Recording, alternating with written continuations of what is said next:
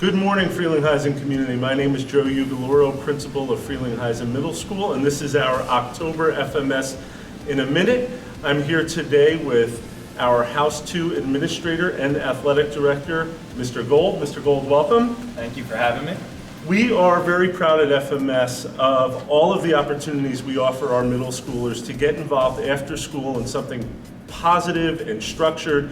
And we're most proud of the comprehensive athletic program that we could offer our students. And today, we're going to talk about how do you get your child involved in athletic programs at FMS. So Mr. Gold, the first thing I'm going to ask is, could you tell us which sports are coming up in the winter and in the spring season for our FMS students? Absolutely. In the winter, we have 4 sports. We have boys basketball, we have girls basketball, we have wrestling, and we have cheerleading. In the spring, we have boys lacrosse, girls lacrosse, we have baseball, softball, and track. Fantastic. Now, are all of those sports cut sports, or do we also have non-cut sports? Good question. As you said earlier before, we want all of our students to be involved. So our non-cut sports in the winter are our wrestling and our cheerleading. Basketball, for boys and girls, we do have tryouts. Great. Now, I know it's somewhat of a complex process for a student to become registered for a sport. So could you walk us through how families would go about registering their student to try out for a sport if it's their first time doing it? Absolutely. So it's a 2-step process. The first process that they must complete is an online registration.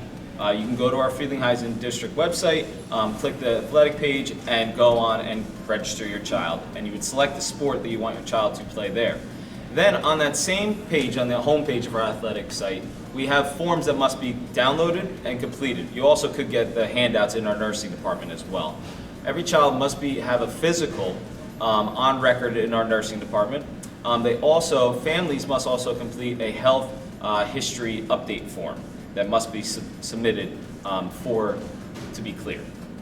So that's for a family and a student that wants to play a sport for the first time. Correct. What about the family and the child who is playing sports multiple seasons? What's the process for them? Great question. If they want to register for the winter? So if they have been cleared for a sport in the fall, that means they've submitted their physical.